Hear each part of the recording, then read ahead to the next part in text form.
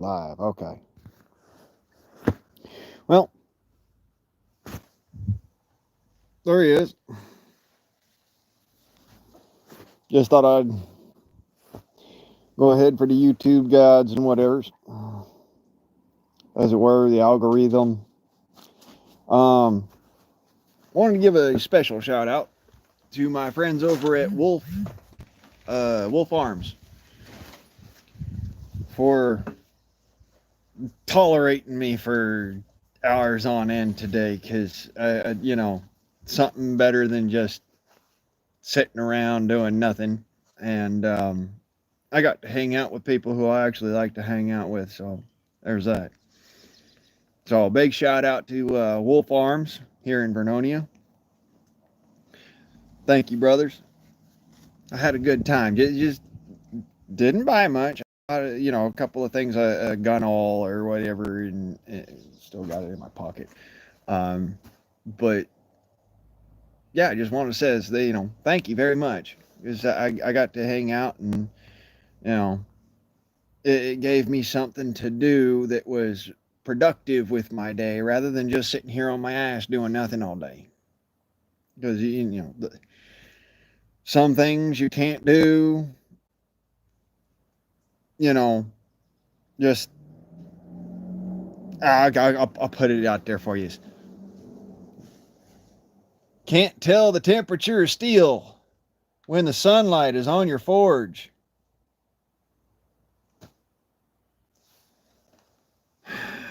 I got to go and put up this thing behind me.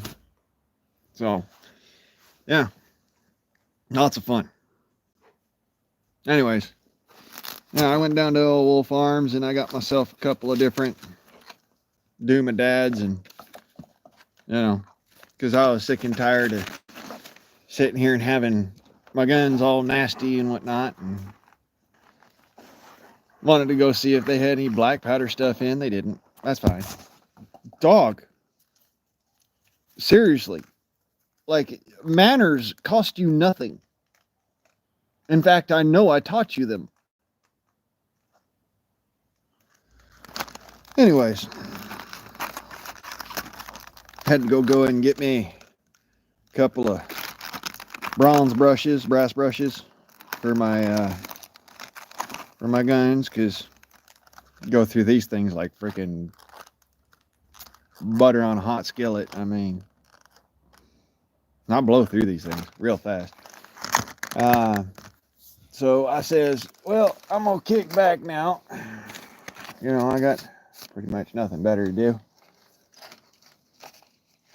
Met up with some of the locals here and shot shit and watched them go and goof around with guns, and it was kind of fun, Of course, there's no shooting involved. No, this is at an actual gun store. So if you go in there and you go shooting something, you're gonna get your ass shot. I'm just gonna point that out. Don't do that at a gun store. I brought in my air gun to show off. I brought in my black powder gun to show off, because good conversation. What can I say?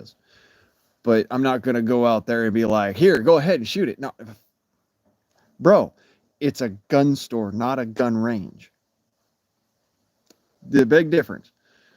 Yeah, I'll go and I'll show off my guns. I mean, I got no problems with that. I got no qualms with, here, I'll even draw it out for you and show it to you, because the fact of the matter is you need to know what it looks like, so that you understand, this is my pistol, this is my rifle, this is me, this is how I do things. So it's completely understandable if, I might have spooked somebody or something like that. I don't think I did, but neither here nor there. At the end of the day, I always love hanging out with them boys, because we get into some conversations. Well, I tell you, the youngin' that was there today, he's like probably 19, something like that. I remember them days. Anyways, he's sitting there, he's talking about, oh, you can't talk shit about the Air Force. I was like, are you sure?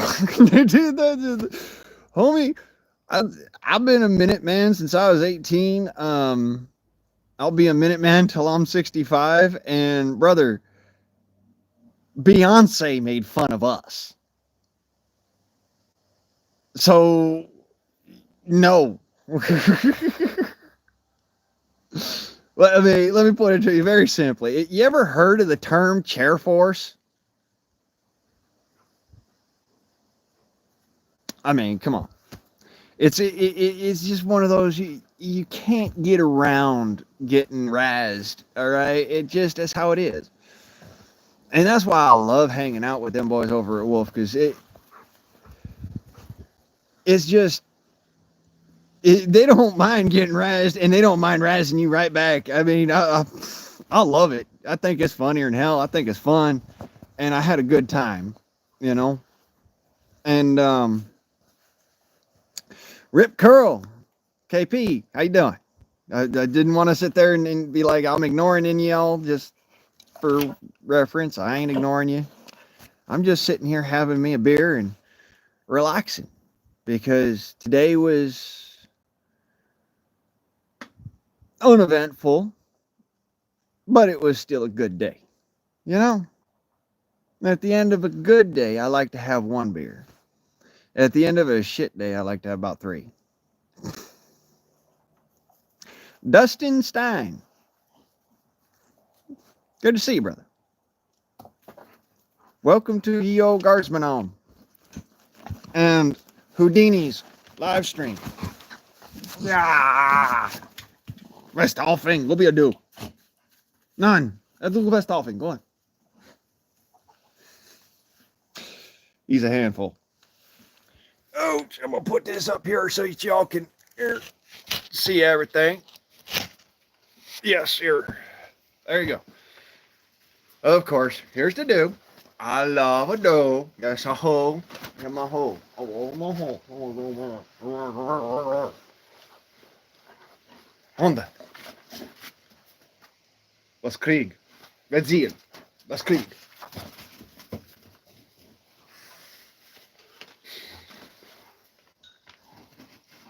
Oh, he's a big old goofy galump.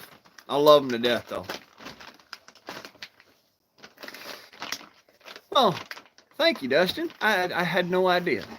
I actually, honestly, I pay very little attention to you know subscriber counts and likes and all that stuff. I just try to put my opinion out there, and that's what I was.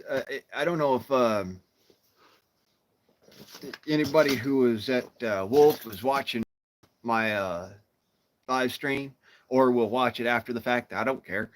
But I do a lot of politics on my videos. I also do a lot of projects, and I do a lot of talking about black powder guns and air guns, and the actual reason for being a Minuteman and what a Minuteman's supposed to do. All right, because everybody seems to get this misconceptualization that Minuteman and militia are interchangeable. They're not. A Minuteman is the canary in the coal mine. He's the guy that literally gets shot at. Okay, he's the guy who returns first fire. He's the guy who's always there in the community at the time that's necessary before the police get called. Now, a lot of the time he's working alongside the police. Some of the time he's working all on his little own lonesome.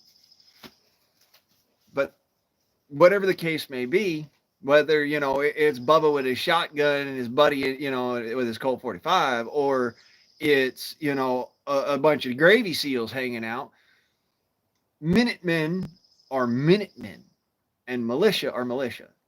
Okay, militia are a group of individuals within the community that's aid to community defense. The Minuteman is the individual who may or may not be part of the group who acts in defense of the community. There's your difference there. So no, Minutemen aren't on fire teams. A lot of the time, this is why Minutemen get sharpshooter training. Honest to God, I can hit sin. But any Hoosiers, because this is just a feel good live stream. This ain't I'm not trying to talk politics. I ain't trying to talk the militia life and all that. I'm trying to stay away from that right now. I just want to have basically a feel good stream, you know, is happiness for folks. Because at the end of the day, with what we're dealing with in our country right now, you know, the incursion, the invasion, if you want to call it that. I mean, it, it really is, but good luck getting somebody to acquiesce to that same idea. Um, I just I don't want to be thinking on that right now because I just spent all day sitting in town at Wolf Arms just in case. I didn't know whether or not it was going to happen. I was just there just in case and having a good time. You know, just being friends with people. I don't care what your political leaning is at the end of the day. I will defend to the death your right to speak. I may not agree with what you says, but you can trust now and believe later I will fight to the death to defend what you say because you have a right to say it. You also have the responsibility of what comes with you, what you say. So there is that. This is what I mean when I says to folks, we have a bill of rights and responsibilities, not a bill of rights. So, but again, politics, fuck off. You know, this is supposed to be a feel good stream, having a good old time. You know, hey there, so what? Howdy do. Have me a sip. Fine. One more time. Only once. Iced. Show them how good you are. Show them how good you are. Iced. Rest on mein Herr. Wer sie? Hat der Stolper? Was kriegen? I did not mean to hit him in the head with that. That was an oops. But he doesn't mind. Oh, I go off mine hole. Yes, that's a good boy. That's a good hodl. That's good. Gosh, that's good. Nein. Was geht's? Was geht's? Nein, was geht's? Jawohl. That's my dude. As I said, he is very well trained. He has been, you know, he's now 4 years old. He is an excellent mind and excellent health, and is my best friend. You know, when it comes down to it, who do I consider to be my fire team, my partner? It's him. That's my partner right there.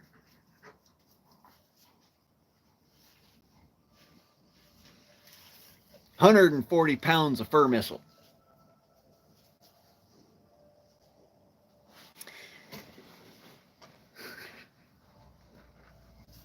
Non.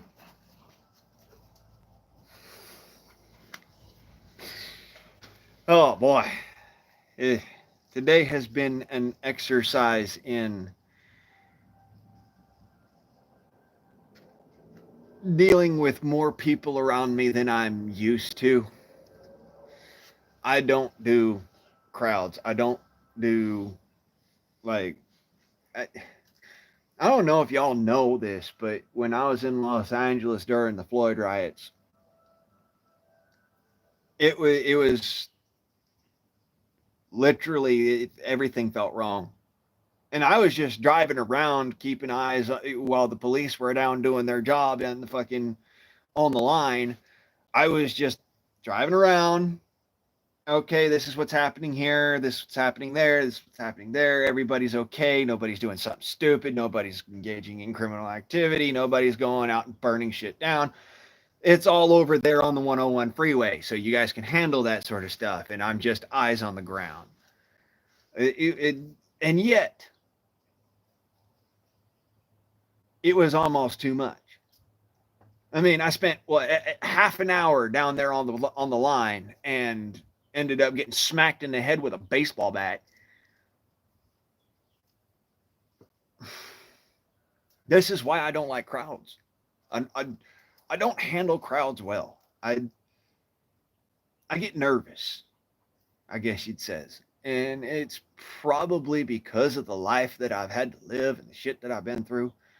But I don't do crowds, you know. So like 4 or 5 people inside of a small store, my blood pressure's up there, man.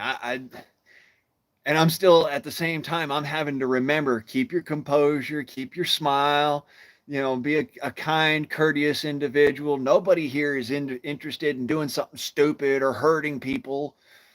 So, you know, you're, for the most part, this is all friends, you know. There's no reason to be this nervous, Blaine. And yet at the same time, I'm sitting there going, please, dear God, just let me be okay. It's not, like I said, I don't like crowds. I'm an introvert.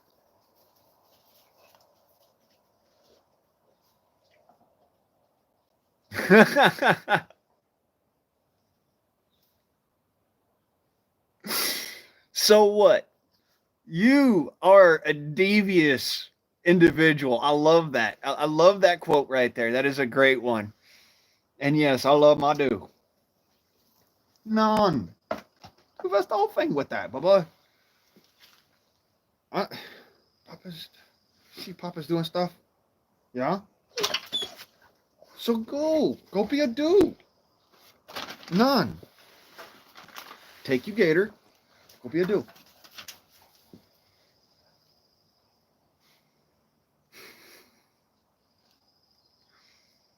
Like I said, I love him to death, but he can irritate the shit out of me. And yes, that's my partner. That's my better half, as it were. Um, and no, before you get your sick mind in the gutter with that one, I know that this feller's sitting there watching, so I want to point something out to you, dude. No, I am not a zoophile. I love my dog because he is my absolute best friend in the world. He would die for me, and I would do the same. That's what I mean by love. I don't do the lust thing. None. What's the whole thing with that? Come on. Just don't bark at the neighbor dogs. He's scared of you. And it gets me in trouble. That's why I've been hooting and hollering at you for the last several days, is because you bark at them neighbor dogs and he gets scared of you. The neighbor gets scared of you. The neighbor dogs don't care. Yes, I know. And you need to get that off my lap. Was geht's? Non. Was geht's? Hund.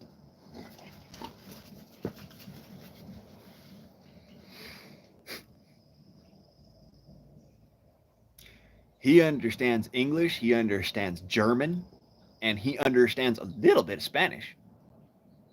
Oh, and a couple of Cherokee words too. No, that's the reason why nobody else can actually handle him or give him commands. It's one of those, the language that I use for his commands, the different languages I use for his commands in Confluence make it so that you can't actually learn it. You have to have been there from the beginning. Like when I said was geht's, that's German. But when I say hail, that's Cherokee. I don't know if y'all knew that. Pedal is German for the same thing. See, this is what I mean by I taught him in a way that nobody else can really give him commands. You know, if I handed him off to somebody who was a canine handler or whatnot, they'd have to do another full 5 years with him. By that time, he's no longer capable of doing the job necessary. see my point. This is why it's like you have the dog raised by the handler. So if you've got a dog that's going to be working with whatever precinct or with a militia group for that matter or what have you, or just being an at-home pet, when you're doing training, the person who is the dog handler, the person who's most invested with that animal, is the person who does the training. Not the people that know how to train them. The person who's most invested. Like, if I got my mama a dog, she'd have to sit there and train the dog. I could tell her what to do, but she would have to train the dog.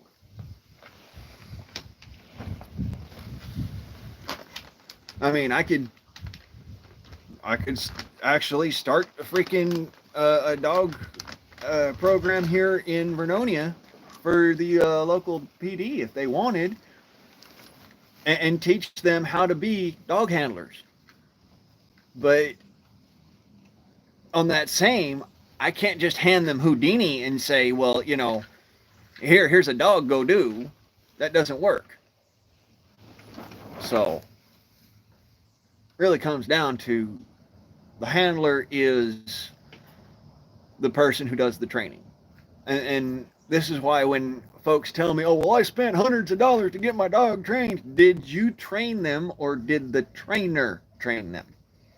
And if you train them, great. If the trainer trained them, then you just wasted hundreds of dollars. Sorry, but that's reality. A dog listens to the one that spends the most time with them. I learned this with my dog Turbo. I taught him English commands. Not German, not Cherokee, not Spanish, not none of that. Just English commands. My mom could not get him to do a damn thing. And she used the same commands. She'd have to call me in to go and take Turbo and get him to do something. Because he listened to me. He didn't listen to my dad. He didn't listen to my mama. He barely listened to my little sisters. Hi, Cha-Cha. So, yeah, when it comes down to it, you are the one who trains your dog. Regardless of whether or not you go and you spend hundreds of dollars to get a trainer involved, that trainer is teaching you. You need to be paying attention to them.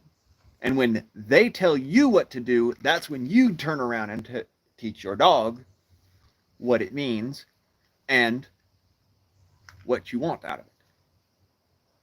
Then if your dog and you have that bond, your dog will do what you ask of them, and you get that extra, kind of boost as being the top mutt, the big dog of the pack.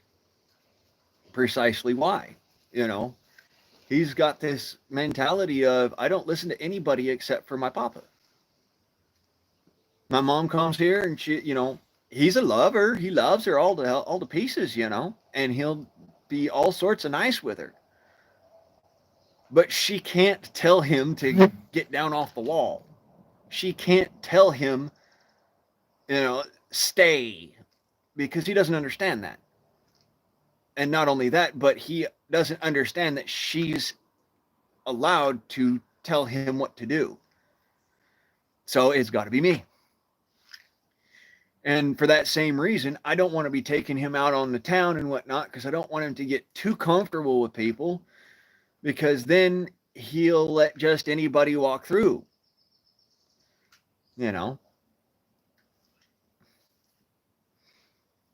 Right, Cha-Cha? That's it. See, this is what I mean. Animals listen to the individual who spends the most time with them, because they have that personal relationship. It's the same thing with my dog. It's the same thing with my chickens. Me and Buster, we have conversations all the time. He'll sit there and he'll do his head bobbing thing, and this is how he talks, you know, do his head bobbing thing, and I'll ask him questions, and then he'll give me a bob this way or that way, meaning yes or no, or, you know, this is what I think, or that, you know, he'll point out hawks to me. He'll point out bears to me. That's what Buster does. This is a chicken, not a dog, not, you know, not a parrot. It's a chicken. Okay? But at the same time, he's a really smart chicken. My birds are smart. My dogs are smart. My, you know, whatever my critters is, they're smart.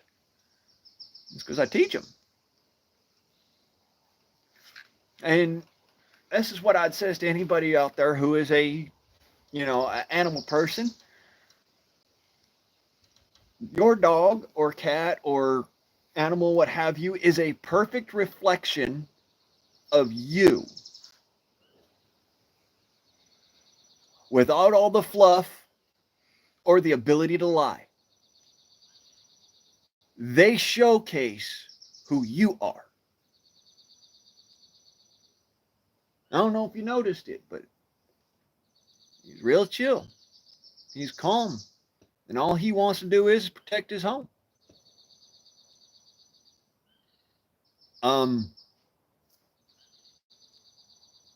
That's me exactly. I'm normally a calm, chill individual. And all I want to do is protect my family and my home. And my friends if they need it. You know? So, like I said, it's a perfect reflection of me.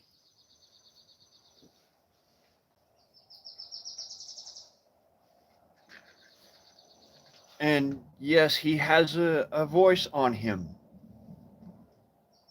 He can make your you know, your toes curl and your butt hair curl just by barking at you. Yes, exactly, Cha-Cha. That is 100% true. There are no bad animals. They are a reflection of the individual that they spend the most time with.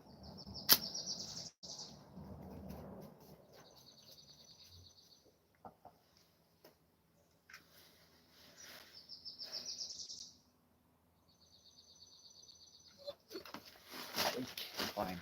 Basura. Not in the balls, dude. Oh no. Come on board. Come on board. I guess. You do guess. Oh, non. Okay. Was tack. Non. Ja, du warst aufhängen with that.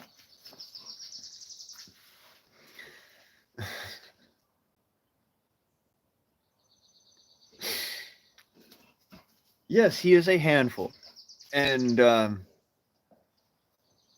like I said, he's 140 pounds of fur missile.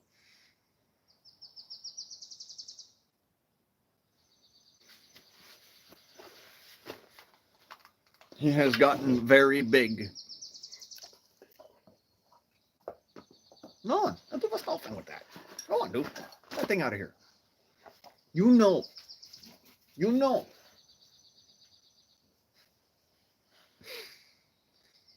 He is a sweetheart, for the most part.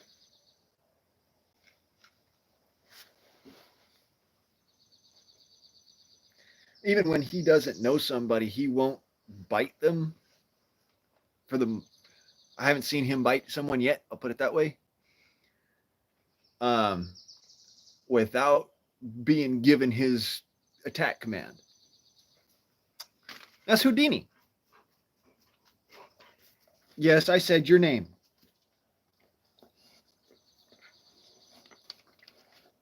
Nein. Was geht's? Was geht's, Hunde?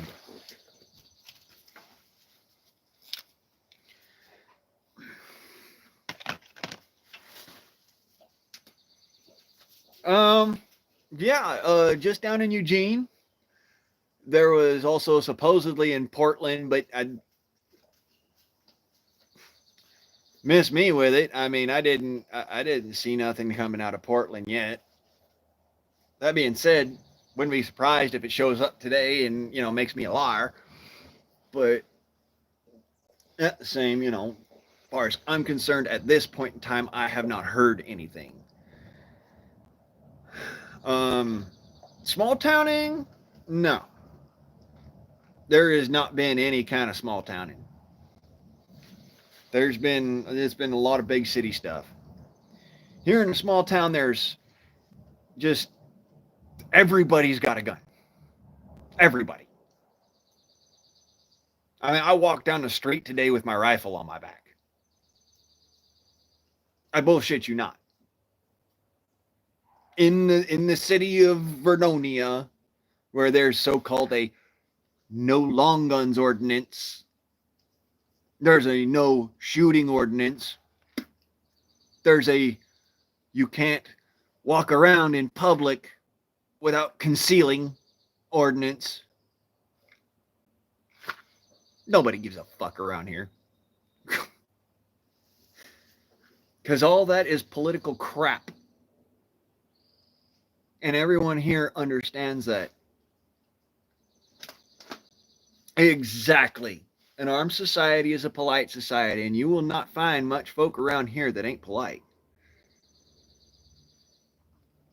Matter of fact, the entire time I was down there at Wolf, everybody was smiles and just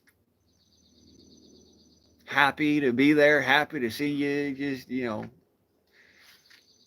glad you're walking around, glad you got a gun on your hip. That's good. Hey, everybody is there open carry. Like, nobody gives a shit about the whole freaking BS of, oh, you got to have this license and you got to do this, that, and the other, and you got to do these extra special hoops and jump through this and that. No. Dude, lawful open carry does exist in the state of Oregon. You just got to know what you're doing. Semi-automatics, you can't have one in the chamber. And you're supposed to do it with like 6 in a mag, but they don't really count them. For revolvers, any revolver, full cylinder, just so long as you don't have the hammer down on a live chamber. If it's got a half lock, great. That's literally how that law works here. They call it the Battle Creek Blue Law. And specifically because just not far from here, where I'm at, there's a place called Battle Creek. And it was a very heated fight between the settlers in the area and the Cheyenne.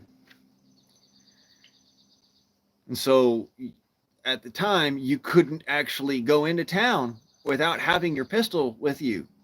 And hopefully a long gun, but you couldn't do it without a pistol.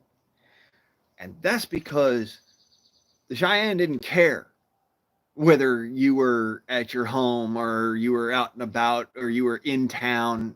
They didn't care. Yeah, there's actually a law on it being chambered here in the state of Oregon.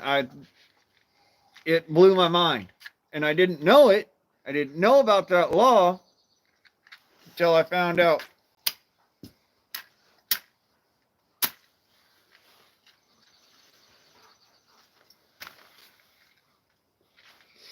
From that. That is the Oregon hunting regulations. They stuck that law, that particular law of self-defense, in this. They don't go and fucking advertise it everywhere else. If you didn't go and do the concealed carry license, you wouldn't know about it. Oh, they're air guns, brother. They're air guns. Like, for instance, this one. YouTube, this is an air gun. And just so we're clear, it's an air gun. Okay? But this is one of my rifles. This is the Hatsan Flash QE. Stands for Quiet Energy.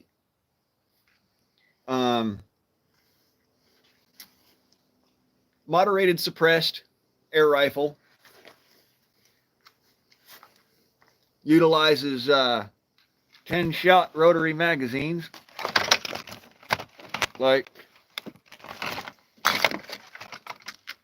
all right. And this gun shoots slugs, not pellets. But anyways, let me see her. Where'd that law go? It was other restrictions. No. Wait. No, that's not an under other restrictions. It was before that. Parts ban, other restrictions. Now, I mean, I got it right here. I know it's right here because I just got done reading it last night. Tag requirements, license permit fees.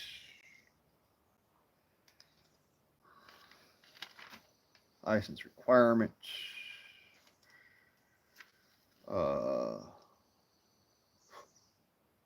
No. Okay, so it was license has to be right here. I just didn't see it. Tagging, possession, transportation, prohibited methods. All right.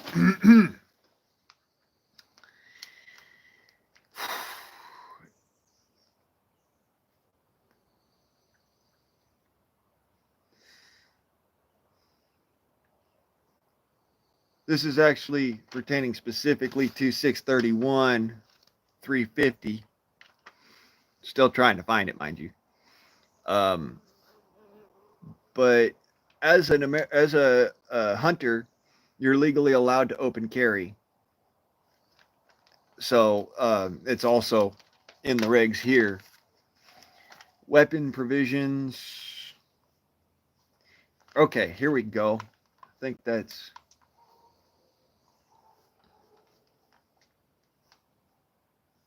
No.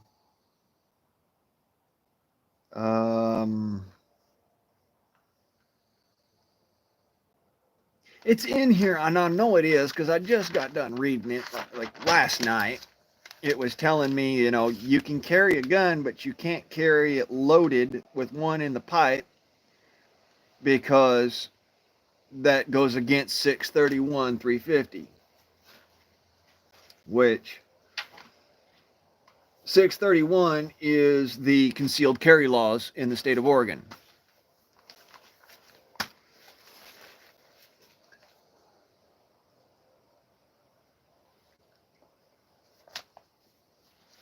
If you have a concealed carry license, you can carry one in the pipe. So that's the difference there in that law. If it's open carry, you can't have one in the pipe. Unless, of course, it is a revolver, in which case all the cylinders may be loaded, but you cannot have the hammer down on a loaded cylinder. Which is one of the beauties of my pistol because it has that half sort of thing.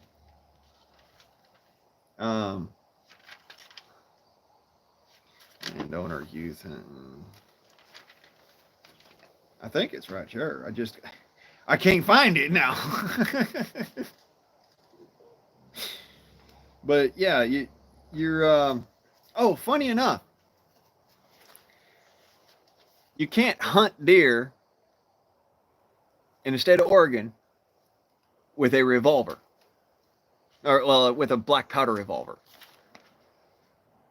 You can hunt them with black powder. You can hunt them with a revolver, but you can't have a black powder revolver. What the? Again, with the politics and whatnot, but you know, again, I just gotta bring you all through this because this is kind of dumb. There we go. Muzzle loader. It is unlawful to. Here we go. Last bullet point, and I will show this to the camera. Right are. Hunt with a revolving action muzzle loader.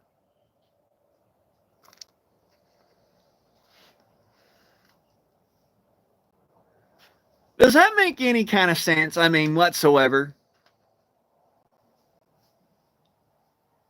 I'm just going to say it, you know. Yes, I have muzzle loading rifles, okay, but this is my EDC. This is my pretty girl.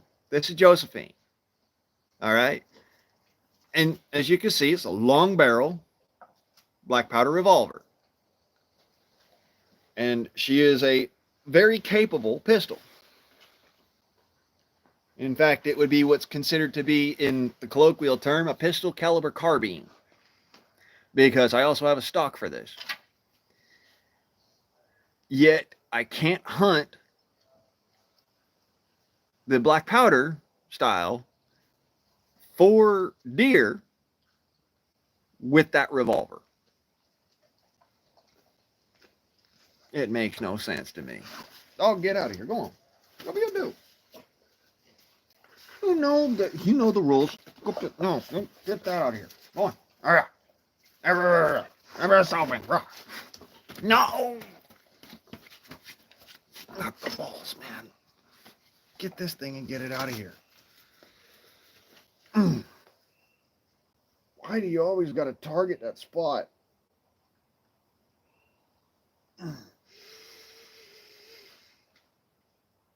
He missed him the first time.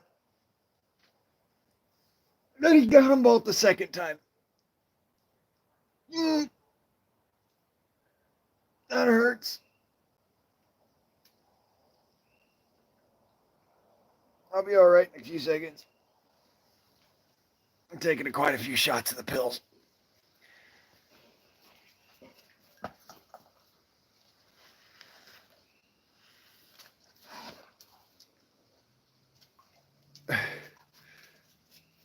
You can't buy the...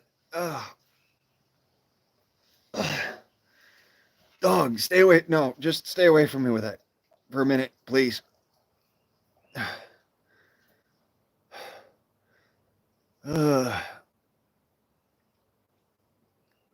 Yeah, you're right. It makes zero sense. Like, why would they have a problem with the 9mm high point, but you can buy the Ruger Carbine? I mean,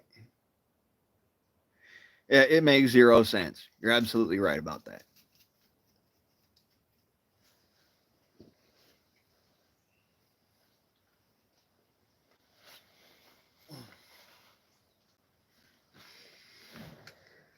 I love my dog, but I tell you what, some days I'm just like, really, dude?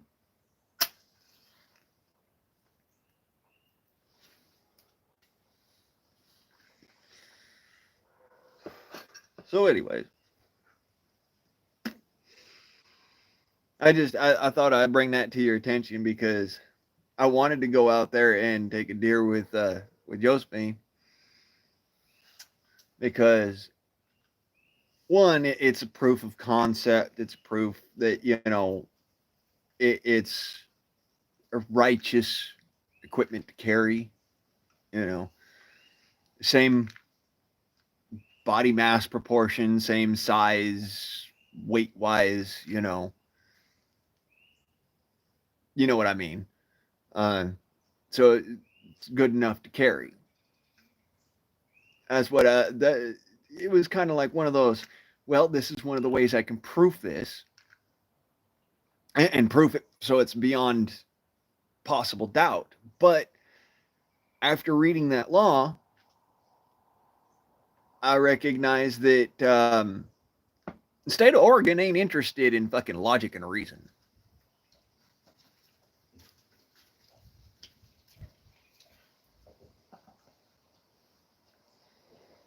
No, dude, you squashed my balls. Get out of here with that. Go on.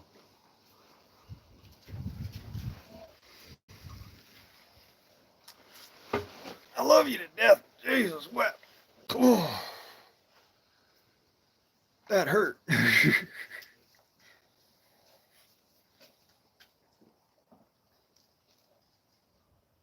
What, do you need to learn how that feels?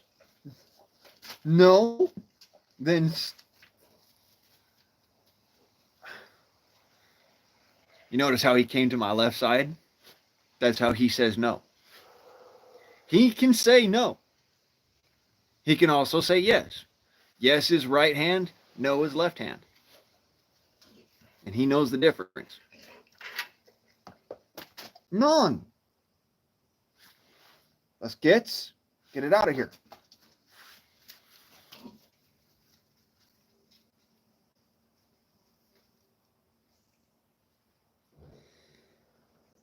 £50, 50 yards minimum for any pistol in Nebraska, but Ruger Old Army. Anyway, I'm gonna point something out to you. So what? Your Ruger new model Army, or old model Army, I mean, that is a 500 foot-pound gun when it's loaded appropriately to the military charge and all that. That is a 500 foot-pound gun. The gun I have on my hip is a 580. And his only reason is that it's got a longer barrel, and so it can accelerate the ball much faster. So, yeah, they're all when it comes down to 44 caliber cap and ball, they are above the 400 foot-pound threshold. And I've heard people say, "Oh, they're fucking 200 pounds." No, they are not 200 pound. Not when you're loading them right.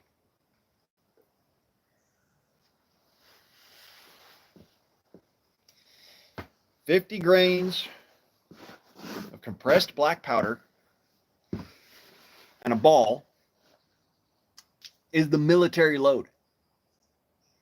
Oh, 45 grains with Swiss, okay, but that has to do more with compressibility, not to do with the actual charge itself.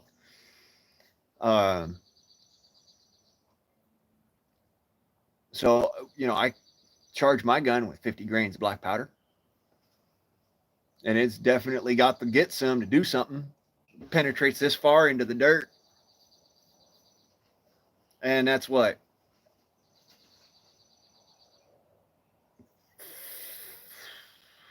28 inches, 26 inches.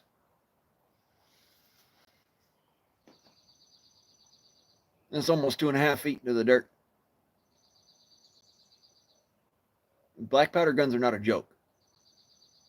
This is why I keep on saying, it was definitely good enough for our ancestors. And a lot of the time, you didn't have a single shot long rifle like a Hawken or something like that. A lot of the time, all you had was a pistol. But they still went hunting with them. I've seen things that would make people go, well, that means that a 22 long rifle is capable of it. Let me put it this way.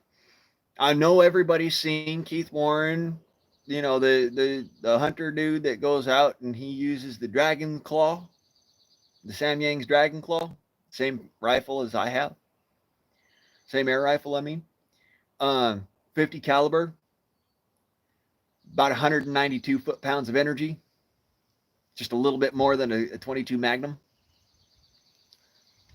Dropped at Cape Buffalo.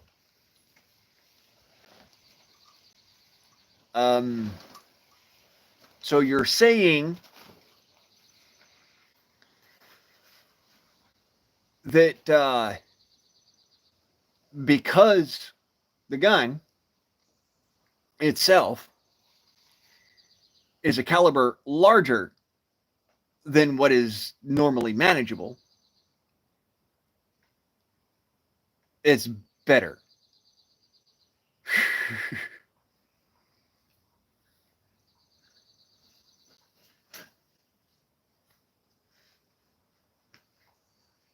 I mean, at 50 yards, my pistol, I'll put it this way to you, so what?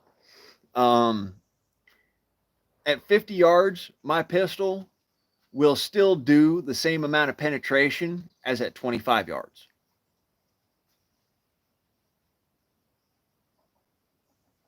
For those of you who weren't watching the Guardsman shoots, that's 5 water jugs. 5 water jugs is the equivalency to from one end of a bull elk standing face forward to you to the other end and out the back.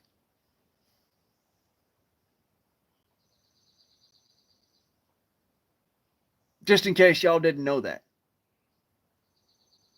That is what that is. It's the same amount of resistance that your bullet will experience. That's why I do that test. I want to see not only energy transfer, but penetration.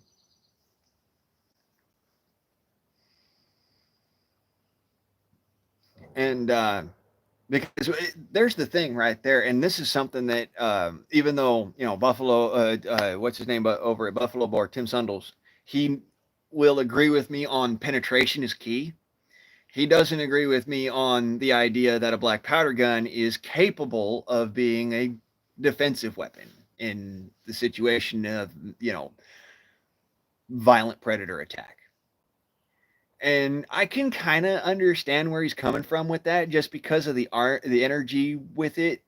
But when it comes down to what actually causes death in a large animal, it's the same thing that causes death in anything else. That is the lack of blood flow to the brain. Sure, shock will stop an attack faster, but it will not negate the ability of the animal to attack again. And that's the difference there. You know, it's just the same thing when somebody says, oh, well, yeah, I can do it with a 9mm. Yes, you can. Yes, you can. You can shoot a bear with a 9mm, and that bear will die eventually. It'll also probably mess you up before it goes down. It's the same thing with the black powder cap and ball. You know, it will drop a damn bear. Now, that bear, depending on where you hit it, may or may not go down immediately. This is why I wanted the extra long barrel with all that extra, you know, oomph behind it, and 44 caliber, so it had enough of a ball there to actually do what's necessary. So, again, it's one of those, you know, energy plays a good part of it, but it is not the be all and end all of it. I dropped a 500-pound sow pig with a 50 caliber air rifle. It's not the gun that does the work. It's the projectile. It's where you put that projectile that dictates how long it's going to take for that animal to go down. And I've proven this to myself so many times that I'm confident to go out deer hunting with a 22 long rifle. I'm confident I will come back with that deer. Not confident that I won't go to jail over it, but confident that I can go and do such. And this is where the issue lies. We make laws based on ethics rather than laws based on logic. If laws were based on logic, then you wouldn't have to sit there and say, well, that's because that's what the state says. You would literally be able to sit there and says, well, that's because that's reality.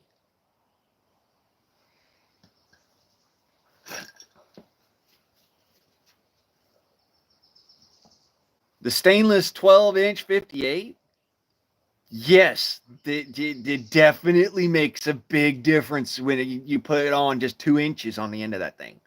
You go from 900 feet per second to 11 to 1200 feet per second. That doesn't seem like much. It's just a couple hundred feet per second. But that's the difference between something that, you know, when it smacks down, it dumps all of its energy before leaving the target, and something that goes through the target and still has energy. The reason being is the thing that's got less energy is more capable of penetrating, and therefore has more capability of continuing on and having the energy that it started with, because it's not dumping it as quickly, because it doesn't have as much. And I know this is counterintuitive to everybody out there that's like, well, that's not how physics works. It is. When you're talking about penetration through a liquid medium, which is basically what anything that you're hunting is. That's what anything, you shoot into water. It's the same thing. It's a liquid medium. Okay. At those speeds, everything is liquid.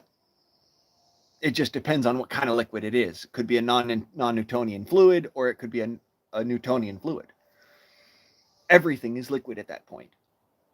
Even steel. And I know people are going to sit there and say, well, no, steel's not. I'm going to point out some. Steel bends to stop that bullet. Whether it's AR-500, where the bend is so imperceivable and then it reflexes back to true, or it's mild steel where you get that big old divot in there, but it stops the bullet, it's still a non-Newtonian fluid. Whereas, say, oobleck, at those speeds, it's like water. It literally is. It's like water. It's not a non-Newtonian fluid at that speed. It's actually a liquid. So, everything is fluid at those speeds. It's just how much of a fluidity it has. What's the viscosity of it? So this is the reason why, you shoot a 223 at a line of water jugs, and you'll blow up the first three, but it won't make it to the fourth one. But if you take that same set of line of jugs and you shoot, say, my air rifle at it with the same type of projectile, FMJ, same kind of projectile, and you shoot it with this gun, you're going to penetrate 4 of them. Now, it won't make it into the 5th one, but that's because this is moving at 900 feet per second, and that AR-15 is moving at 3,000 feet per second. You see the difference there? They're both 22, 25 caliber, basically the same thing. They're both the same caliber. They're both, the same weight projectile. This one's a 43, not this one, but, most of the time the projectiles I'm running through my air guns are 43 grain hollow pointed slugs. They're both the same weight projectile. They're just moving at 2 different speeds. One's moving fast enough to where if it was hollow pointed like these ones are, it would obliterate on contact instead of doing the tumble thing that makes them so effective. This one, it's a hollow point. It doesn't obliterate it. It just mushrooms it out, and that mushrooming out causes that energy dump. So really, I'm getting the same kind of energy into the target with either gun. The difference is one can shoot through body armor and the other one can't. Because when it comes down to armor, speed makes the difference. Because again, it's a fluid that you're shooting through.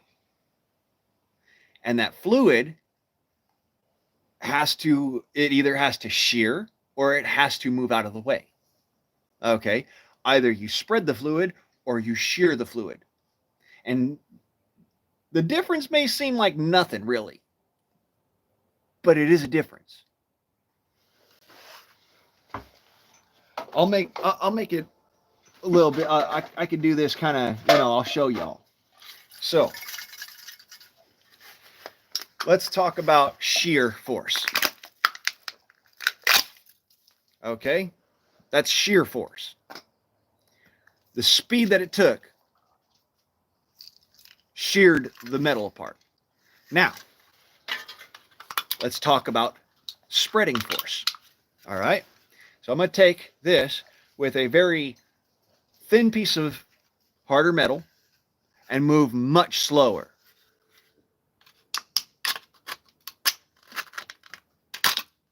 Okay? There's your difference. And you can see the metal doesn't seem like it's been given too much, but it's apart. Okay? This is what I'm talking about with penetration versus shearing. When you are punching through a piece of body armor, okay, just as a for instance, we'll say AR-500 with a 30-06 AP. The way that the AP round works is that it hits and contacts, and the contact of that pushes that plug through. It might leave that projectile behind. It might have just stopped the projectile, but that plug of AR-500 steel that sheared away from the main body of it is now the projectile. The other way it would work is, say you've got a bunch of say wood paneling or something in front of you, and you're shooting it with about the same projectile, just moving a little slower. The one that's moving faster will actually stop in that wood, but it'll do more damage to the wood itself. The one that's moving slower will push the wood out of the way and actually do less damage to the wood itself, but the projectile will continue to move. That's high speed, that's ballistic, physics right there. And, the difference doesn't seem like much, but it really is. It's a massive difference. Let me put it this way. Oh! I throw this hammer fast enough, and it'll go through something. If I throw it even faster still, it'll destroy what it's going into, but it'll stop there. And I know that seems weird, but that's how that works. How many times I gotta tell you don't? That out of here. Was geht's? Das whole thing with it. You do the whole thing with it.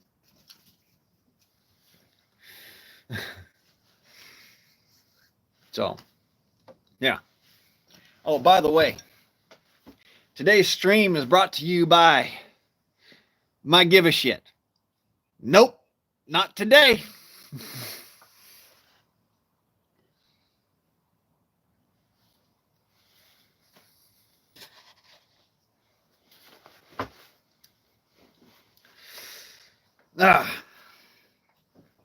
So, yeah, like I said, I wanted to give a little shout out to them boys down at Wolf. Thank you for tolerating me, gentlemen. Like I said, I'm an autistic ass, and when people tell me to do something, I kind of look at them like they got three fish heads, and when people suggest that I could do something and ask me to do such, I'm more likely to just do it. It's kind of, it's my own tick,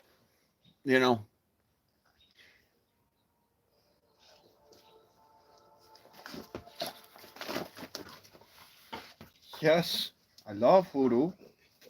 Okay, fine, once. Because you said please. Let's drop. Nice. That's a dropper. Come on. Other stopper. On my head. Nice. On my head. Let's creep.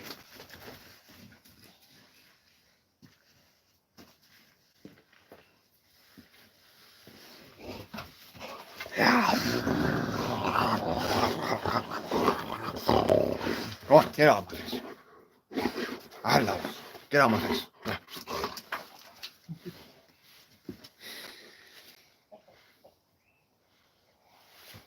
Nuh-uh, don't come back with it.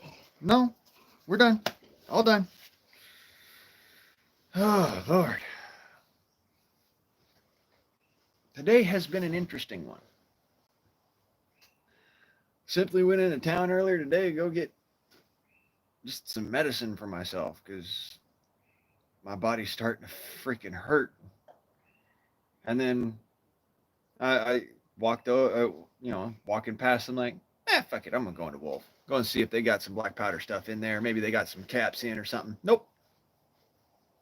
Mm-mm. 45 long Colt, but I ain't got my Taylor cylinder yet, so that's out of the question. By the by, I am going to be purchasing a Taylor and Company cylinder after I get my next edition here.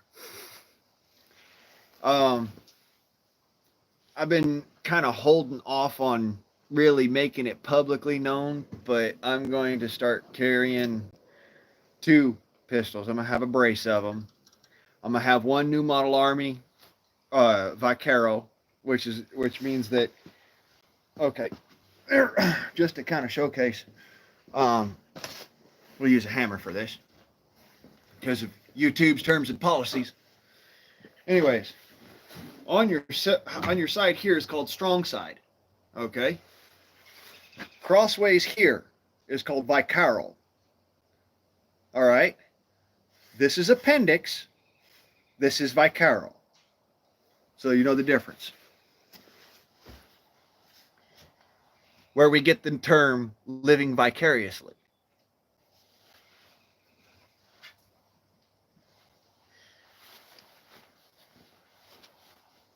It's actually from the Vaquero. The reason why it's named the Vaquero carry is because that's actually how the cowhands in Mexico used to carry their guns if they had a holster. If they didn't, they put it in their pocket on a string that was attached around their neck, like you see in the movie. What's it? A Few Dollars More.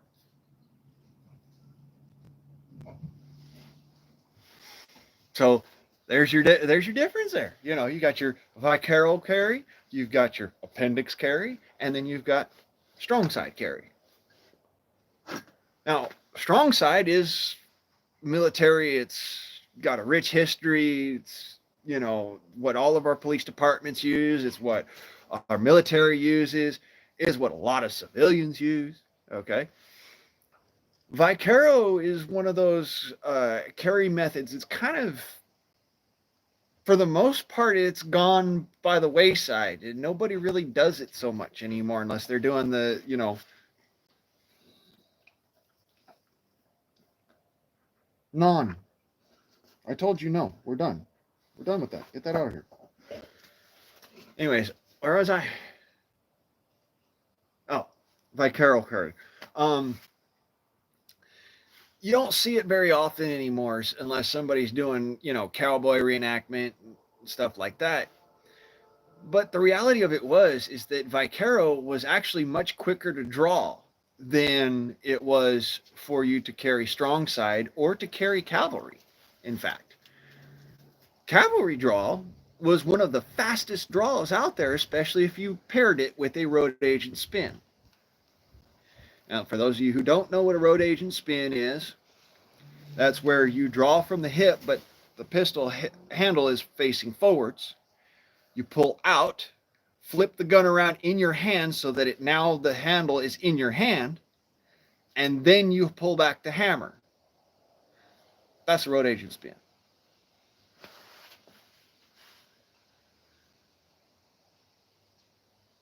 Yeah, that it really is an awesome woods gun. I agree with you on that. It really is. It's the same thing with Josephine here. Awesome woods gun, because one of the things that I did for this gun, and something you can do with black powder, but you cannot do with a modern firearm. So please never, ever, ever, ever, ever do this with a modern firearm. But with a black powder gun, you can utilize a stock attachment, which turns it into a short barrel thingy, Madugat, you know, you can do that, and it's legal because it's a black powder gun. It's made before, um, I believe it's 1890. I might be wrong on that. It might be 1907 or something like that, but or 1937. This is what what I mean when I says, like, I'm autistic, but I'm also dyslexic and I'm metrodyslexic and I have all these other issues. I get shit mixed up like crazy. A lot of people look at me like, oh well, if you're autistic, then you got this freaking memory like a damn elephant. And I'm like, yes, I do. However, I also have traumatic brain injury, which makes it so that I can't remember shit. You can make one. Yes, you can make one. As a matter of fact, I've got it on my channel here of me making a stock specifically for Josephine. Because I don't know if you knew this, but the new model Army Remingtons and the Rugers, they did not really make one for that so much. It was more of like, aftermarket, and, you can kind of finagle stuff to work. Whereas the Colt actually had one that they made for it. And, it's one of those, like, it's goofball shit, in my opinion. Because the reality of it is, this gun that I have, this new model Army, it is perfect for being a pistol caliber carbine. It's absolutely perfect for it. The 12-inch long barrel and the fact that the longer full-size frame of the pistol makes it so it lends itself really easily to having a target stock on it.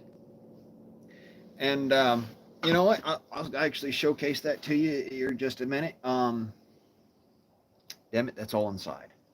I will be right back with you, gentlemen and ladies. Please stay tuned. Mind you, I am not going to be gone longer than about 5-10 seconds. Okay, I just got to walk inside real quick. It's maybe 20 feet away. I'll be right back.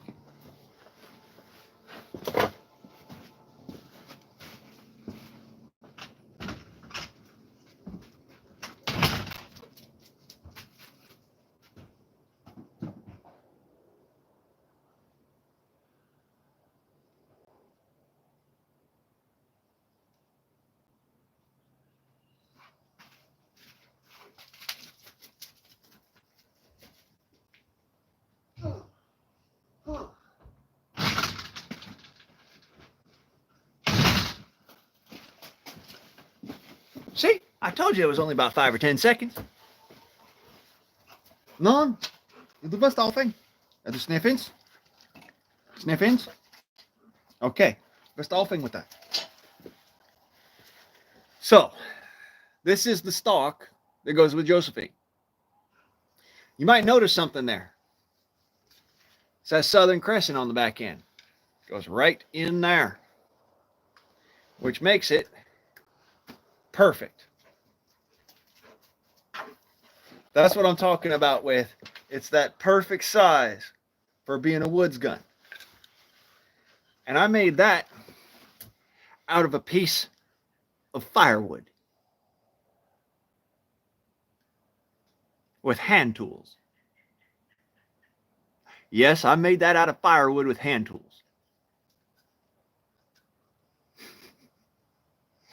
So that's why I says, you don't have to necessarily do that super purchase crap. Okay? Matter of fact, I'll showcase that to you. Give me just a second. I'm going to go ahead and, because YouTube doesn't allow you to do the whole I'm going to assemble shit. So you can actually find that it doesn't take much. It just takes, the knowledge of what you're doing with it. Make sure I got the right screwdriver. There. All right.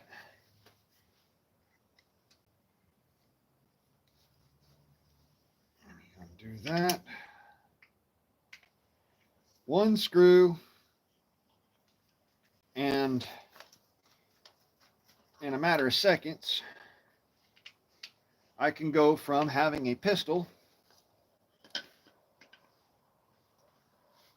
I know, it's taking longer than what you'd normally think, but you know, just bear with me, folks. Because it's worth it. I've only shown it off on the regular channel a couple of times, so this might be one of those instances where people get to see it, whereas they normally wouldn't. So go ahead and attach the stock. There we go. Now, and just like that, I have a pistol caliber carbine. See? That's what I mean by it is a perfect woods gun. It's a pistol caliber carbine. You got your stock here so you can do the whole, you know, and you can hunt with this. And it's actually accurate enough to hunt with and powerful enough to hunt with. This is one of the reasons why I have such issues with that particular law. So I'm going to go ahead and I'm going to take this off now. Because, you know, walking around the house with this thing on makes it a little difficult to carry in a freaking holster. But it can be carried in a holster. It's just not comfortable. Makes a great woods gun though. And I mean a great woods gun. And it doesn't take much to build one either. Because this stuff right here, like I said, it was just, I made it with hand tools and, you know, a piece of firewood. Quite literally, I could, let me go ahead and turn that back on. I could show you a piece of the firewood. Give me a sec. There we go. There's your piece of firewood. You might notice something. If you look at it close enough, where did that piece go? Huh. Just a piece of firewood.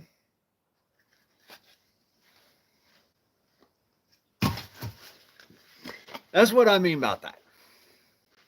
You don't need to spend extra super duper oodles and gobs of money to be able to have something that is very serviceable and, for that matter, is perfectly capable. This right here maybe adds about a pound. So that goes up from 6.5, you know, almost 7 pounds to about almost 8 pounds. 8 pounds a rifle? Not that bad. Yeah, I could sell these. And I actually could sell them, mind you. As in, I could make these, make a profit off of them, and be legally able to sell them. Because it can't be attached to a modern firearm. See how that works? This cannot be attached to a modern firearm. It just won't, the holes don't line up.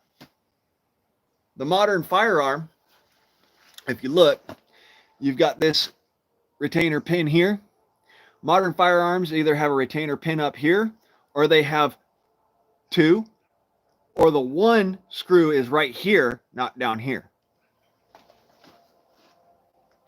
So that's what I mean. I could actually sell this. I could make these and sell them. Doesn't take much to be able to do it, you know, just a piece of wood, little piece of leather for the strap on the back of your gun, your pistol, so that you don't end up messing up your handle. Okay, you want to. This is actually an essential piece of kit right here in this stock. It doesn't seem it, but it is.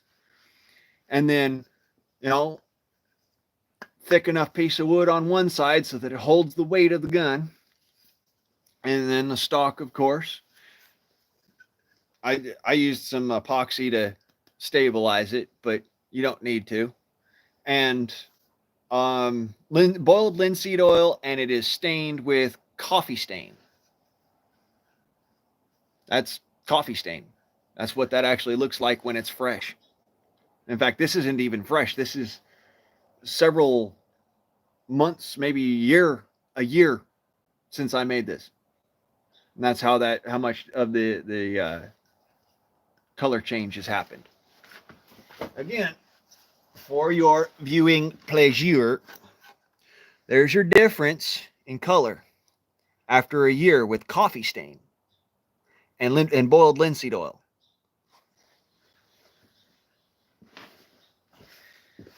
It makes a difference. And yes, it has a luster. The wood itself has a luster all its own. But this, I actually coated it with just the finest coating of nitrocellulose lacquer, which makes this waterproof. So I can carry this thing out there in them woods and be raining on top of me and all that fun stuff. This thing will be fine. And I coated it all the way around, all 360 degrees, for that reason. But like I said, you don't have to do much. I did this with a pocket knife and a handsaw. Literally. Here's the handsaw I used.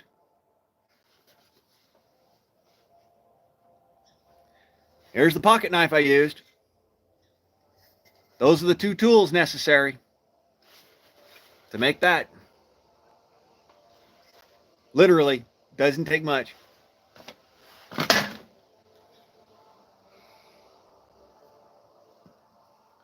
So yeah, if you had a half a mind to, you could do that right there in your own garage, in your own backyard or whatever. And, you know, nobody has to really know about it. But at the same time, it doesn't matter if somebody knows about it, because it's not illegal. It is not illegal to do this with a black powder gun. You do that with a freaking modern firearm, you're on your own. I am not taking ownership of any of that crap. Sorry, no. I don't deal with the ATF. Not at all. I think that they are the biggest abomination in our country's history. They literally took the playbook from the British regulars at Lexington and Concord and at Boston Commons, and they put that into action. To me, that's the most insulting thing a person can do to an American. Oh, you have to register your firearm with us. What? No. I don't have to do a damn thing. The law says, but I don't have to do a damn thing. Let's be clear on that. Again, this is an air rifle. It is lethal capable and definitely capable of taking a deer. Let's be clear on that. This gun can take a deer.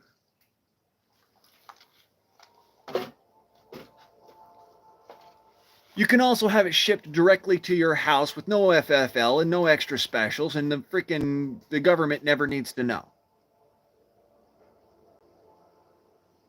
And the ammunition is made right here in America. Shipped right to your house, no one ever needs to know.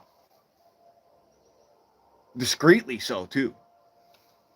This is why I'm like, I don't pay attention to people when they says, oh, well, you like your BB guns, that's cute. Yeah, I like having a freaking silenced rifle that I can go deer hunting with, that I didn't have to register with the ATF or have my orifices inspected in order to go and get. That's the difference here. That rifle has taken a coyote. That rifle has taken hundreds of rabbits. And when I say hundreds, I'm not exaggerating. In fact, I might actually be underselling it a little.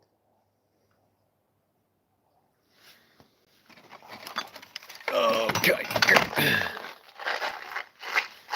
This is the ammunition for that air rifle that I normally buy for shooting rats. As you can see, it doesn't look like much from side on, but you'll notice that's a hollow pointed slug. All right, that's not a pellet. And they come in boxes of hundreds.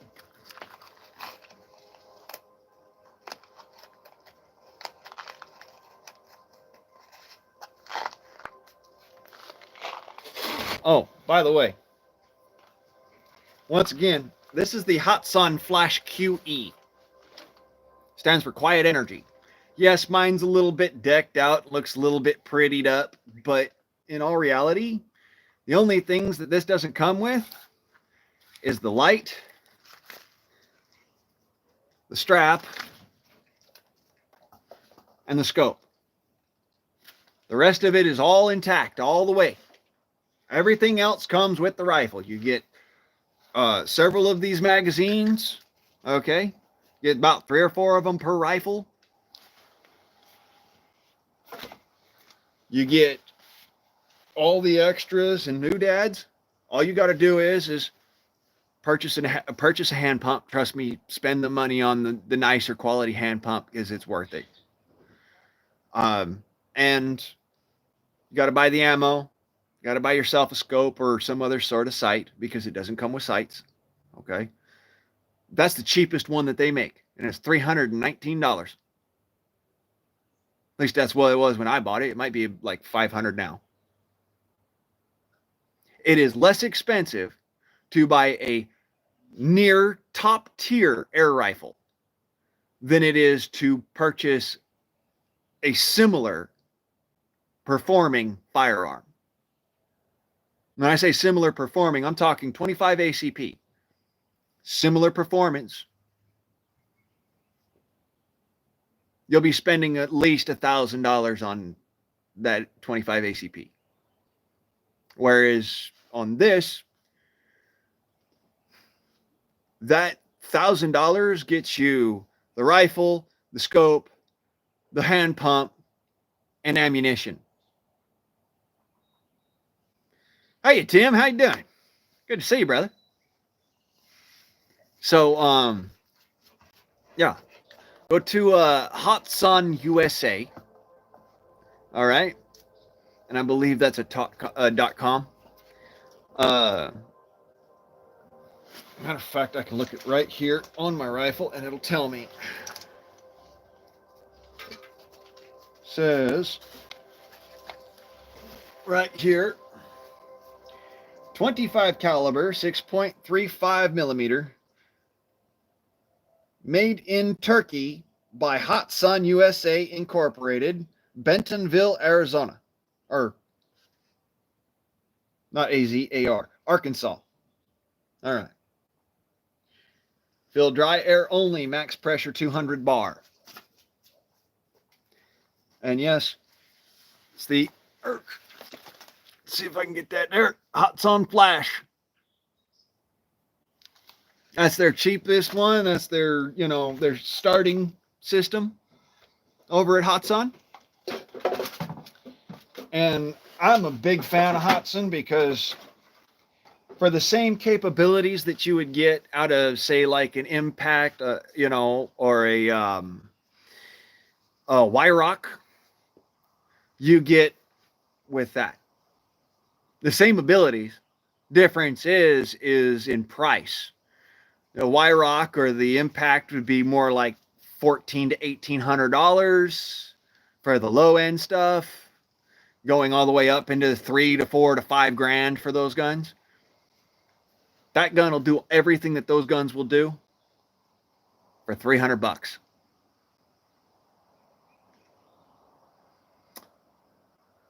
Yeah, I'm kind of glued to my Hudson. And that's not my only one, by the by. They make better ones.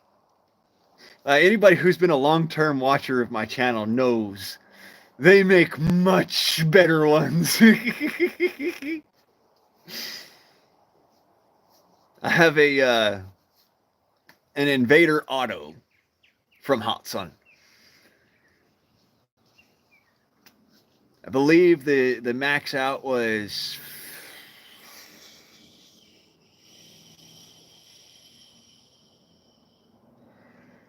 75 rounds full tank. So you could shoot 75 rounds with a full air pressure tank. That's a lot of bullets. And semi-automatic. That's 7.5 of those. That's a lot of bullets. A lot of rounds going down range, brother. That's why I says I love my air guns. Most folks are like, oh, well, it's just a BB gun. I got one of those. I got a Red Ryder. All right, Cha-Cha, you have a good night, huh? Yeah, I've got a Red Ryder. I've had it since I was 8 years old. It's probably the only gun from when I was that age that didn't get stolen. With all the rest of them. They just left the BB gun sitting there, and all the rest of my guns, my dad's guns, my granddad's gun, all of them gone. And I'll never see them again. Ever. At least I hope to God I don't. Because I don't know what I would do. That one kind of hurt because the air rifle was given to me for my birthday by my grandma. The deer rifle, the Savage 99, was given to me by my dad. He bought it off of a family friend. Those of you who've been around for a while might know about this feller. He's here on the YouTubes sometimes. Second Marine Scout Sniper. He sold that gun to my dad with explicit instructions that it was supposed to be mine when I was come of age. And that gun got stolen out of our house. Out of a gun safe. That's why when people says, oh, well, gun safes, that's the way that you keep guns out of criminals' hands, and that's how you keep this, that, and the others out of children's hands. I'm like,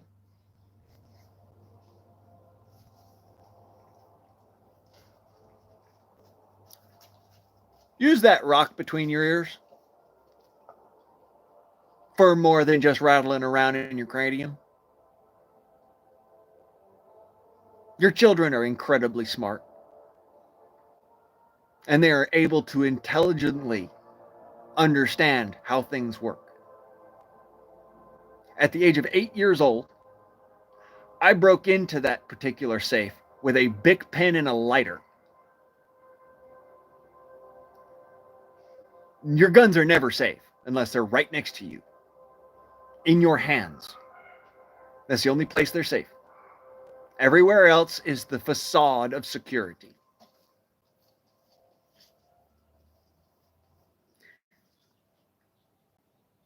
Dude, stop licking my spit. That's nasty. Get out of my face. Go on. No, get out of my face.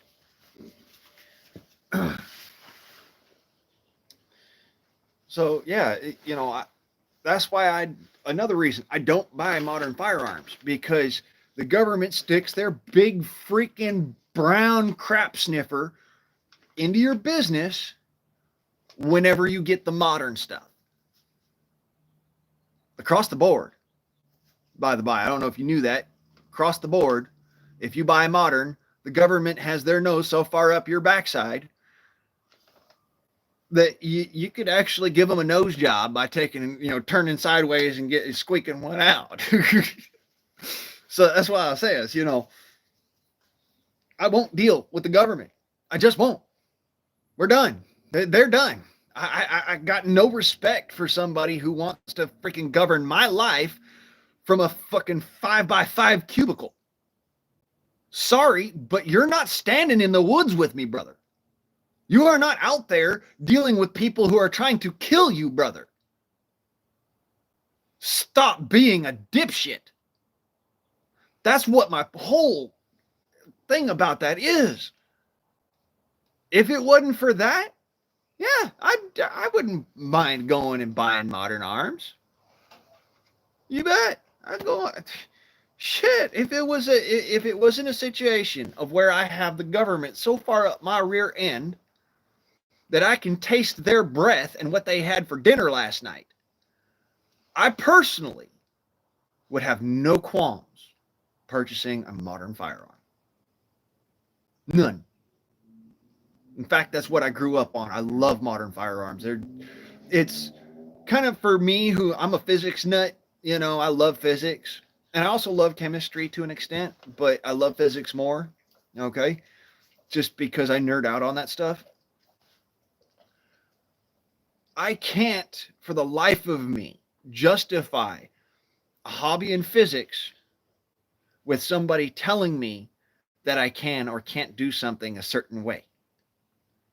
Because, again, logical, rational, reasonable, physics-minded.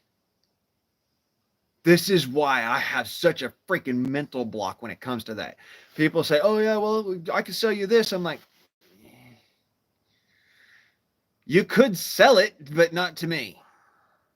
Because I won't buy it. And I just had this same problem this morning.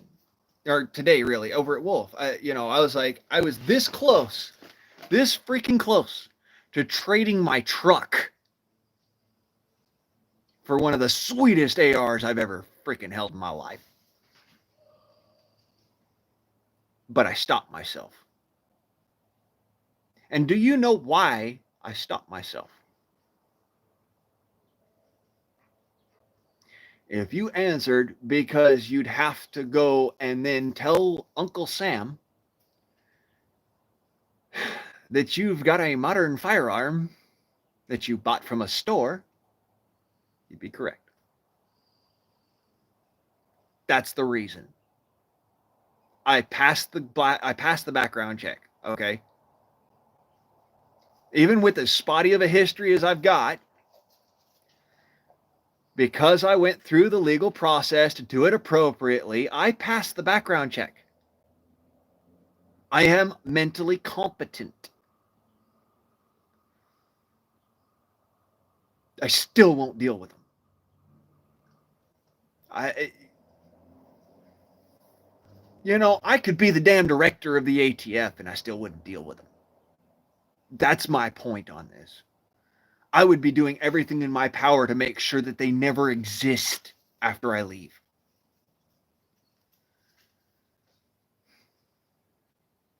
But, of course, I'm not the ATF director. Well, I think that's actually Brandon Herrera is the ATF director now. Isn't he? Or was it Dan Bongino that went and did that? I don't know anymore. I can't keep up with these people.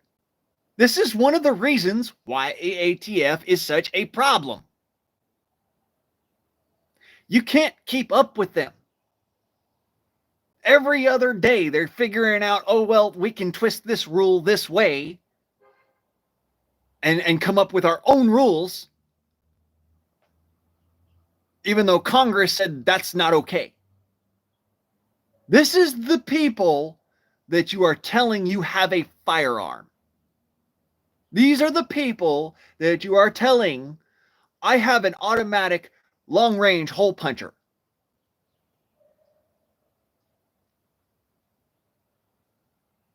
And they spaz the fuck out and say, oh my god, he's got a freaking super duper extra special kind of killing machine in there. The only thing worth is if he had a nuclear weapon. Jackass, I have a nuclear weapon. It's called a smoke detector. Did you notice that?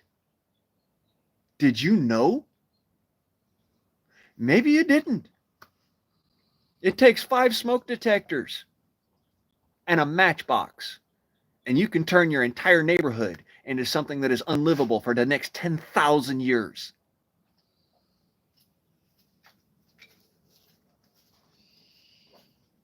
Five smoke detectors. That's all it is. And yet, I'm so not okay.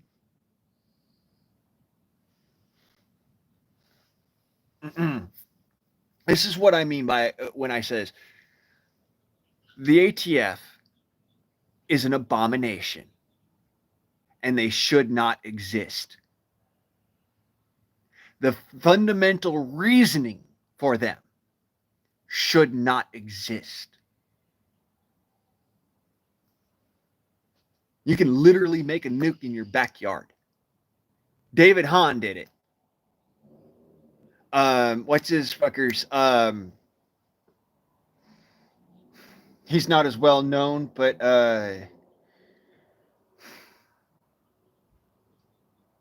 Cameron Eriks or Cameron Emmanuel. I can't remember if that was his name. We were in the same Boy Scout troop together or Cub Scout troop together. We both did it. This is what I'm saying. You don't need thousands of pounds of uranium to make a nuclear weapon. You don't need the government breathing down your neck, because the fact of the matter is if you know what you're doing, you can do so safely. If you don't know what you're doing, or if the government gets their business involved and you do it wrong because you're trying to go around them, you get what David Hahn had. Trying to go around the government in order to be able to do what he did. Instead of having everything he needed to do so safely and have the government behind him to do so safely. This is why I keep on saying the government should not be in your business. The government should not be in your weapon stock or in your preps or in your life or paying attention to how many nickels and dimes you've got saved up in the glass jar in the back of your house. They shouldn't care. It shouldn't matter. But apparently it matters just enough to where if your guns get stolen, they won't be able to track them down for you. But if one of those guns is used in a crime, you can be charged with it.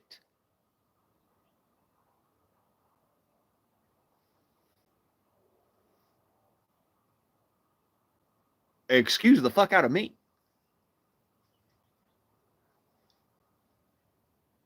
If one of my guns ends up being used in a crime, the only reason why it wasn't reported stolen is because I know you fuckers are worthless anyways.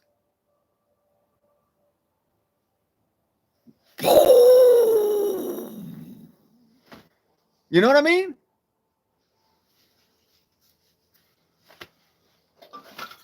I mean, what's the point in reporting something stolen if at the end of the day, you're not going to get it back anyways? Even if they find it. This is one of the reasons why even the whole, if you got the serial number and the registration and all of that, then the ATF can help you track down your guns, is a load of horseshit. Because they are willing to let you squirm in order to keep their registry a secret. Again, I wanted to stay away from the politics today, but it just seems that they seem to keep on crawling their way up my ass.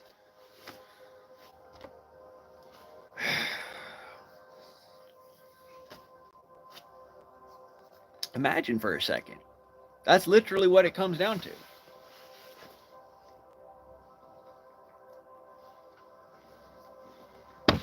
It's gotten so bad.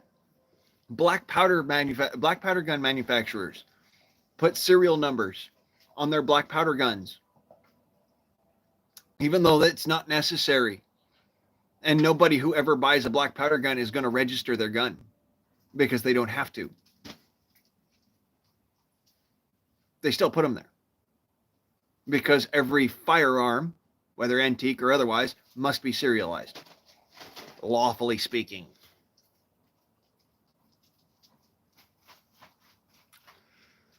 This is why the NFA is such a fuckery. You know, instead of punishing the people that do right and just want to follow the law, why don't we punish the people who break the law intentionally? You know, I'm not talking about the ones that goof up and, oh, I'm sorry, I had an oops, I didn't mean to, and it'll never happen again. In fact, I will do everything in my power to make sure it never happens again. Versus the reason for the NFA, the Texas Tower Massacre. If you didn't know about it, Texas A&M, look it up. That's what the NFA is about. And later the GCA, because the GCA is something that came of the NFA. So, one dude who has completely lost his marbles climbs to the top of the tallest fucking building within, you know, the entire area at the time and uses it as a sniper's nest. And so the government freaks the fuck out and makes it so that you have to register anything that utilizes a cartridge. I'm sorry. What?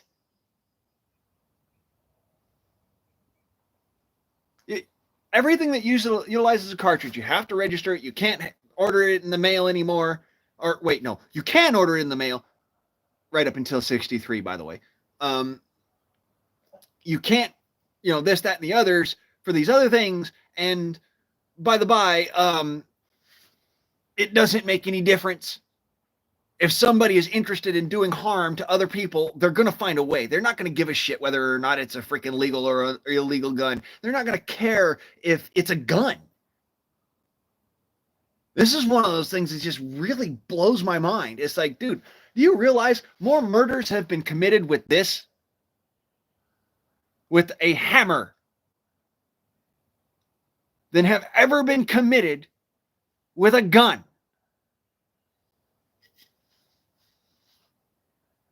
I want that to sink in. More murders with a hammer. But you can go down to your local hardware store and pick this up for $17.99.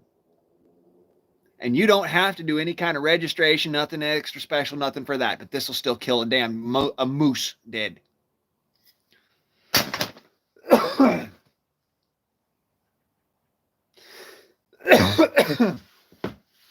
I think it's fucking hilarious. On the level of I'm not laughing, it is making me hysterical. I mean, just a general, for instance, you can spend $150 on Temu and buy a freaking sword. Sharp. From China. For $150, you can get a long blade. That's a lethal weapon. Shit. For $15, you can buy one of these from Walmart. Believe it or don't, that's a lethal weapon. And you don't have to register it. For $700, you can buy something like this and have all the extra fixings you need.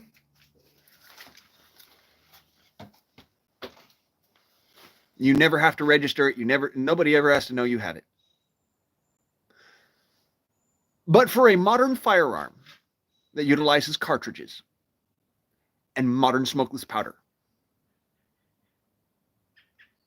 You cannot purchase it without approval from your government.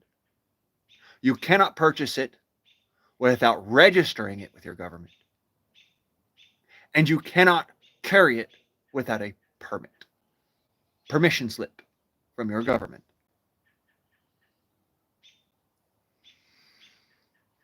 And people wonder why I have such a goddamn cynical outlook on life. Huh? Is it any wonder?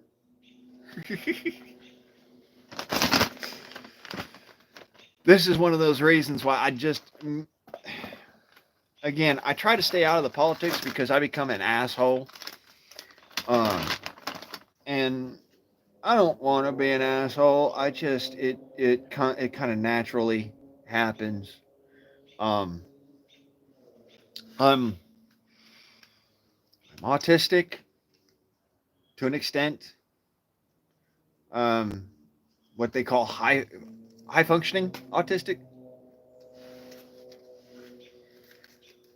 I could, for instance, complete a task. Doesn't mean I won't get distracted from it, and it doesn't mean that it'll get completed right away, but it will get completed. And my social anxiety isn't so crippling to the point where I can't handle being around people. It's just, I don't like it. It really irks the shit out of me. So, yeah. I am autistic. I'm not autistic in the level that a lot of people have to deal with, which is, it's fortunate for me, but it's unfortunate for them. And I feel for those people. Really, I do. And I can drink a beer without losing my mind.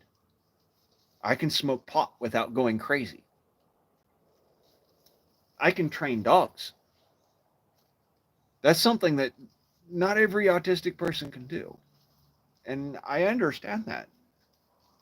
Trust me, it hurts inside. It really does. It hurts my soul that some people can't. Because I would love for them to be able to enjoy the things I enjoy. But I also understand that unrelenting focus. I understand that, I'm sorry, go the fuck away. I'm dealing with something right now. I understand it completely. Which is one of the reasons why the government and their politics and all their bullshit really fucking irks me. I show it because the fact of the matter is that it's what I feel is 10 times worse than what I show. I put it out there. I understood what the Second Amendment meant, what it was saying when I was a 3-year-old. I could barely read at the time, but I understood what it meant. My dad asked me, what does that mean? And I said, that means that you can have guns and the government can't tell you no. The government cannot tell you that you can't do this or you can't do that with your guns. The government cannot tell you that you have to pay them a special fucking royalty in order to go and buy a gun. Good night, brother. I'm going to be wrapping it up here pretty quick myself. So, no sweat, but I'm just saying, these things are literally what caused me no end of ill, and to the point where I have separated myself from modern society on the level of the arms I carry, specifically because I see stupidity everywhere and I cannot stand it. So, sorry, y'all. This feel good stream devolved into my political whimsy, but I mean, we get to talking about guns and automatically some point in time it's going to move to that, just because they still exist and they're going to still exist for a long time.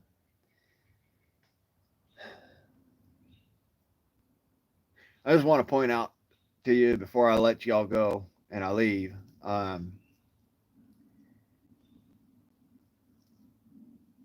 My fondest memory of my dad is duck hunting.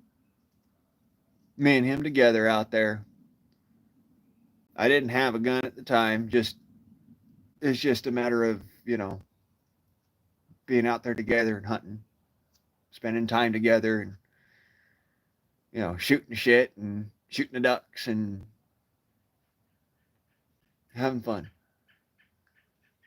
Not caring about what the government said we could or couldn't do. That is my fondest memory. My most joy in my entire life was in the Utah salt marshes. So, if you ever been there, I'm sure you're sitting there questioning yourself, how the hell could he have a freaking good time there? Yeah, my fondest memory of my dad. Absolute blast the entire time, even when I lost my hearing in my left ear. Or, sorry, not my left ear, my right ear. My left ear's fine, sorta.